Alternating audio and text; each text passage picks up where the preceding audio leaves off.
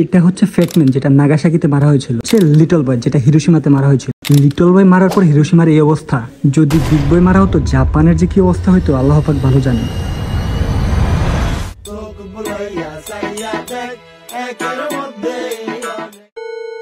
নতুন আরেকটি ব্লগে সবাইকে স্বাগত। জাপান এক্সপ্লোরার আজকের পর্বে আমরা ঘুরবো আর জানার চেষ্টা করব বিশ্বের প্রথম নিউক্লিয়ার অ্যাটাক হয় যে সিটিতে, অর্থাৎ হিরোশিমা সিটি ও এর ইতিহাস সম্পর্কে।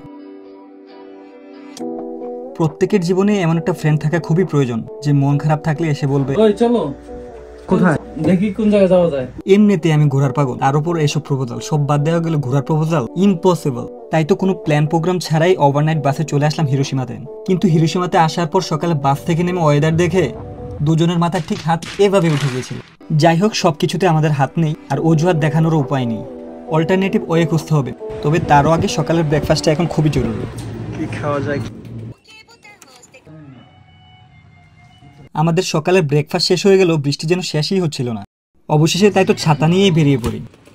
উদ্দেশ্য ছিল হিরোশিমা পিস মেমোরিয়াল পার্ক। যেতে যেতে ঠান্ডা নিস্তব্ধ পরিবেশে, তার উপর রাস্তার মাঝে ট্রাম চলার এই দৃশ্যটা মোটেও খারাপ লাগছিল না। এর আগে আমি ওসাকাতে লাইফে ফার্স্ট টাইম ট্রামে চড়েছিলাম, বাট এটা একটু আপডেটেড মনে হয়েছে।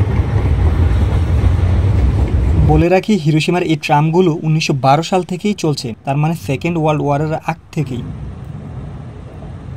আর এটাই হচ্ছে জাপানের সবচেয়ে লংগেস্ট ট্রাম নেটওয়ার্ক। 35 কিলোমিটার বিস্তৃত এই ট্রাম নেটওয়ার্ক হিরোশিমা পুরো সিটিটাকেই কানেক্ট করে রেখেছেন। যাই হোক, হাঁটতে হাঁটতে আমরা চলে আসলাম হিরোশিমা পিস মেমোরিয়াল পার্কে। আর পার্কে ঢুকতেই যেটা দেখতে পাচ্ছেন সেটা হচ্ছে এ ডোম, যেটা তৎকালীন সময় হিরোশিমা প্রিফেকচারাল ইন্ডাস্ট্রিয়াল প্রমোশন হল নামে পরিচিত ছিল, যেখানে বড় বড় লিডারদের কেন্দ্রবিন্দু ছিল বলতে পারেন। আর যার জন্যই কিনা আমেরিকা এটাকেই টার্গেট করে নিউক্লিয়ার বোমাটা মারে, যদিও এখনো আপনারা কিছুটা ধ্বংসাবশেষ দেখতে পাচ্ছেন।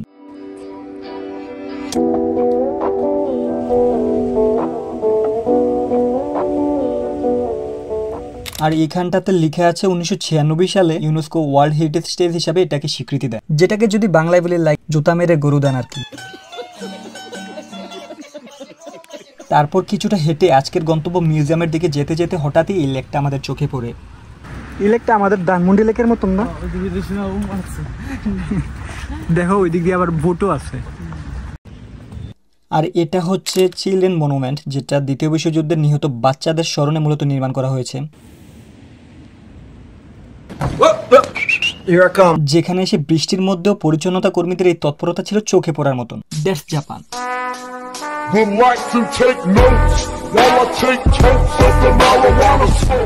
জাপানিজদের মধ্যে একটা ভালো গুণ আছে, কি জানেন? মোস্ট অফ দেম বিদেশি দেখলে নিচে কথা বলতে শুরু করে, যেটা অবশ্য আমি নিজেও পারি না। এই ভদ্রমহিলাটা আমাদের সম্পর্কে আসলে জানতে চায়, কোথায় থাকে, কি করি, কোথা থেকে এসেছি।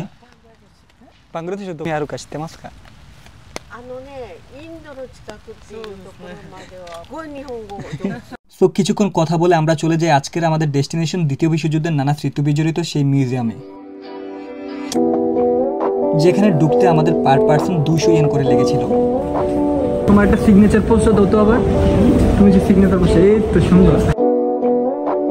আর মিউজিয়ামে ঢুকতেই হিরোশিমা শহরের 1945 সালের আগের এবং পরের বিভিন্ন পোর্ট্রেট আপনার চোখে পড়বে। 1945 সালে আমেরিকা জাপানের হিরোশিমাতে বোমা মারার আগে এটাই ছিল হিরোশিমা শহরের অবস্থা।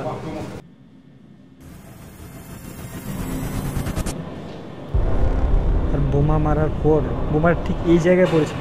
ও শিট। এটা হচ্ছে 6 আগস্ট আমেরিকা কর্তৃক বোমা মারার পরের হিরোশিমার অবস্থা। এটা সম্ভবত কোনো একটা হাই স্কুলের গ্রুপ ফটো।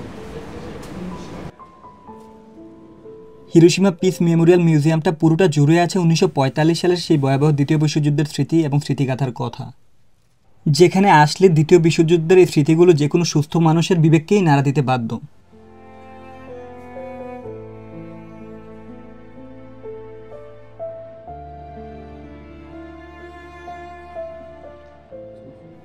মিউজিয়ামে আমরা এগুলোই ঘুরে ঘুরে দেখছিলাম আর আমাদের গায়ের লোম শিউরে উঠতেছিল।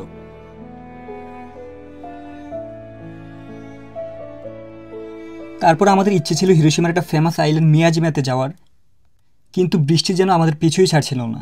মিয়াজিমা আইল্যান্ডে ফেরিতে করে যাওয়ার জন্য প্রতিকূল আবহাওয়া হয়, প্ল্যান ক্যান্সেল করে আমরা হিরোশিমা সিটি ঘুরতে বেরিয়ে পড়ি। হিরোশিমা সিটির এই পথ ধরে হাঁটতে হাঁটতে বড় বড় ভবনগুলো দেখতে দেখতে ভাবছিলাম, এখানে কি আদৌ নিউক্লিয়ার বোমা একদিন পড়েছিল? জাপানের এই ডেভেলপমেন্ট দেখে তো আসলে বোঝার উপায় নেই।